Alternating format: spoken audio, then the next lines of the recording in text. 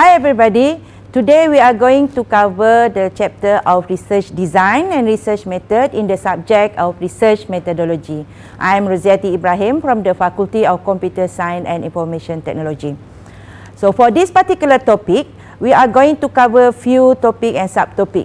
Okay, inside research methodology, we have to cover the research methodology itself, the research process, the research framework, and some of the example of research framework from the Faculty of Computer Science and Information Technology, FSKTM, and from the Faculty of Engineering Technology, FTK, and from the Faculty of Applied Science and Technology, FAST. So for these particular three faculties, we are going to look at some of the example of their, how do they design their research framework. Okay, what is research methodology? Basically, the definition of research methodology covers step-by-steps or activities that you are going to perform in order to do your research. Okay, so basically this research methodology will be covered somehow or rather, whatever that you are going to do for your research, then whatever the objective for your research, we are going to look at it and we are going to follow step-by-step in order to perform your research. Okay, these are some of the steps. Okay, that's some of the steps for research process. The first step is that you must somehow already identify your problem. Then once you identify your problem, you need to collect the data in order to support the aim of your research. Okay, and then once you need to collect your data, after you collect your data, you must use some of methodology. So that is why the purpose of methodology is to somehow or rather create step by step in order for you to follow into achieving your objective of your research. Okay, for the actual definition of research step, we have 11 steps. Okay, the first steps until 11 steps are defined in your screen. So the first important part is that you need to find the topic. In order to find the topic, you need to somehow or rather get to know the domain of your topic. And then after that, once you know the domain, you need to clarify your concepts of your domain. And then you need to find the gap. You need to do a lot of reading. And then there follows after that you do the once you do the reading, you find the gap, you collect your data, and then you analyze your data. So we are going to look into all these steps one by one. Yeah. So for the first step is define a topic. So basically you must know what is the existing problem. Okay, if you know what is existing problem, then you can find the gap. After you find the gap, then you can create your own problem statement. Okay. Now after that, then you have to know what is known by your problem, what is not known for the problem. Okay. Now in order to do that, you have to read a lot. For example, you have to read from journal, from conference papers, and so on and so forth. This will cover for your literature review. Most of the time for PhD student, for this particular topic, for literature review, you will have to have 6 months, okay, 6 months of reading and reading and reading in order to find what is known for that problem and to find the gap and so on. Okay, and then after that, you need to clarify what are the concepts and what are the things that you want to do. Okay, for example, for our faculty, you need to know what kind of algorithm, what kind of techniques that you are going to use in order to measure some of your output. Okay, the next step is you need to collect the data. So collecting data could be from perspective of qualitative or quantitative. So your next chapter, which is qualitative analysis and quantitative analysis, you will cover by the different lecturer. But there should be some mechanism for you to collect data. Yeah. So for example, when you do your data analysis, In certain faculty, we use SPSS. In certain faculty, we use MATLAB. In certain faculty, we use programming language. For example, at FSKTM, we use a lot of Java programming, C++ programming, and MATLAB sometimes already for processing your data. Okay, so you have to remember the differences of your data between different disciplines. Engineering have its own mechanism for measuring or collecting the data. For education, they have their own surveys and so on. And for IT, we do a lot of programming.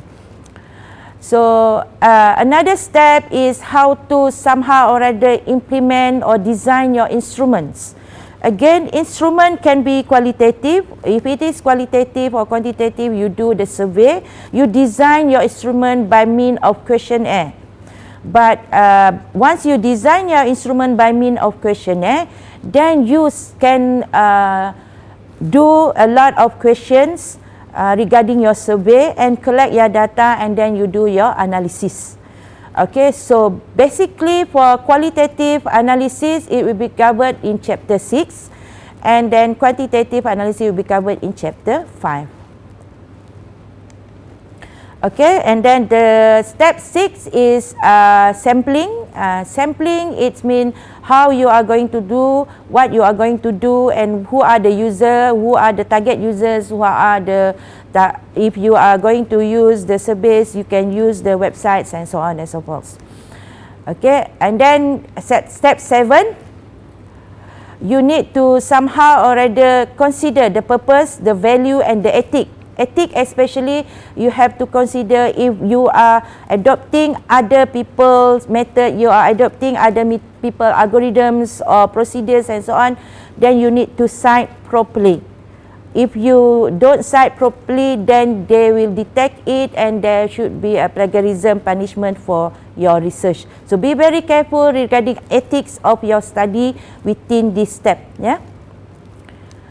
And then the rest of the steps, basically how to collect data, how to process your data, how to analyze your data. For example, step 10 will be covered in chapter 5 and chapter 6, and step 11 will be covered in chapter 7 for this subject of research methodology. Okay, so let us look at some of the phases in your research method. Remember, we have 11 steps. Within these 11 steps, then you can choose what is your steps that you intend to do within your research. Okay, for example, within that 11 steps, you don't have to choose 11 steps. You probably want to choose just for these 6 steps. You define your research question and you do your background, you formulate your hypothesis, and you do the design your experiment, and you test your hypothesis, and then you test and interpret your results. Yeah, so these are the common phases in your research methodology. Common phases, yeah. Okay, these are the example of research process. Within 11 steps, we can choose 4 steps. Okay, 4 steps within the research process. Again, I would like to stress that you don't need to choose the 11 steps of your research process. You can choose adapt within your research. Okay, for example, for this particular example, we have 4 research process. You analyze and you design, and then you develop, and then you evaluate. So these are the common research process: analyze, design, develop, evaluate. Okay, once we have this research process, we can design our objective according to our research process. Remember, when we have research process to analyze, which is what you do your literature review. And then after that, you design, you develop, and you evaluate. Most of the time, when you analyze, especially your literature review, you don't put your literature review as part of your objective. Doing literature review is part of your study. It is a must for you to do the literature review. But you cannot put doing literature review as your research objective. Please do remember that, because most of the students, they will do that mistake. I don't want you to do that mistake, because you always remember research process, the first phase is always doing literature review. But for research objective, that doing research literature review is not part of your research objective, because you should do that as part of your study. So coming from the research process just now, you can somehow or rather provide your objective of research, for example, to design the framework, and then to implement your framework, and then to evaluate your framework, your tool, according to the performance. This is just an example of the objectives coming from the research process. Okay, this is side by side. If you have research process, then you can design the research objective regarding your research process. Okay, so if you lay out few research process, for example 4 research process, then after your steps, then you can come up with the objectives of your research. So you can see how to design the objective based on your steps coming from your research process. Okay, now once you have a research process and research objective, then you can somehow already formulate your chapters. Chapter 1, chapter 2 and chapter 3 are common one. Chapter 1 is introduction, chapter 2 is literature review, chapter 3 is research methodology. Now this is a must, okay, a must at UTHM. At UTHM, it is compulsory for you to have chapter 1 introduction, chapter 2 literature review, chapter 3 your methodology, and the rest of the chapter will depend on your objective. For example, chapter 4 is your data analysis, chapter 5 is your result and discussion, chapter 6 will be your conclusion. This is the nice and solid chapters for your thesis. Only 6 chapters. For data analysis, 5 results, chapter 6 will be your conclusion. And there will come your phases just now, doing literature review and the design, the implement, phase 3, and then the evaluate and comparison will be your phase 4. So what your phase in the research process will guide you in your research objective, and from this research process and research objectives will guide you into the rest of your chapter for your thesis. Please remember this. These are very important when you want to lay out your chapters within your thesis. Okay, so somehow or other, when you want to do your chapter 1 and chapter 2, it will be correlate. Okay, what you do in chapter 1 will guide you in order for you to go for your chapter 2, which is literature review. Remember, in your chapter 2, when you do your literature review, you need to find the gap. Okay, you need to find the gap of your research. Okay, before this, we have covered chapters regarding literature review. So you need to be concise. What are the domain of your literature, so that you can somehow rather relate your research regarding your within your domain, and just cover the things that you really need for your research. Do not try to put everything within your chapter 2. Please do remember, this is your research. You only cite other people's work. Okay, you extract other people's work and cite. A lot of citation will be covered in chapter 2. Okay, then after that, it comes for this particular chapter, which is your research methodology. Now, within the chapter 3 of research methodology, if you want to design your chapter 3, you can be very precise, very precise for chapter 3. For example, chapter 3, research methodology.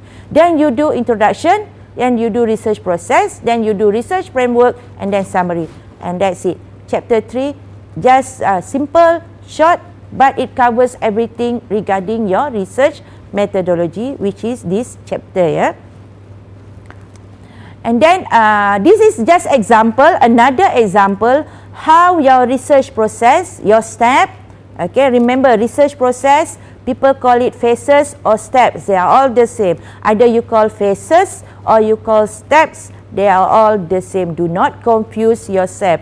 Within research process, you have few phases or you have few steps. Yeah, remember, the phases or steps are the same. Now, from these phases, you extract it to form your chapters within your thesis. Again, it varies, yeah, from faculty to faculty. This is just the guideline for you. If these are the phases, 5 phases, then you can cover 7 chapters. Previous slide shows that you can cover 6 chapters, for example. But for this particular slide, if we have 5 phases instead of 4 phases, then we can put from 5 phases into 7 chapters. Yeah, so it varies and it's up to you how you want to do your report writing for your thesis. Okay, but the guideline is that chapter 1 is introduction, chapter 2 is literature review, chapter 3 is research methodology or research framework. So after that, it depends on how you want to do for your thesis. Yeah, regarding your thesis, it follows your phases. The phases or the research process will guide you when you want to come up with your thesis. Okay, this is just an example of research objective at FSKTM. Okay, coming from 4 phases, then we have 3 objectives. It always covers design, implement, evaluate and compare. Always remember, when we want to do research, especially objectives within faculty, the first objective is always to design, the second objective is always to implement or to develop, the third objective is always to evaluate and to compare. Okay, this is an example of research framework from the Faculty of Science, Computer and Technology Maklumat, or in English, Faculty of Computer Science and Information Technology. Okay, for example, if we have input and then it will do the activities, which is your processes, and then it comes after that for your output. Same goes to Faculty of FTK and FAS. Yeah? For example, from FTK and FAS, we have the research framework. Also, again, it comes from your input, and then activities, and then your output. Your research framework will somehow or rather depend on your research process. One of the steps from your research process will be coming as your research framework. Okay, that's all students. Thank you very much for listening to this chapter.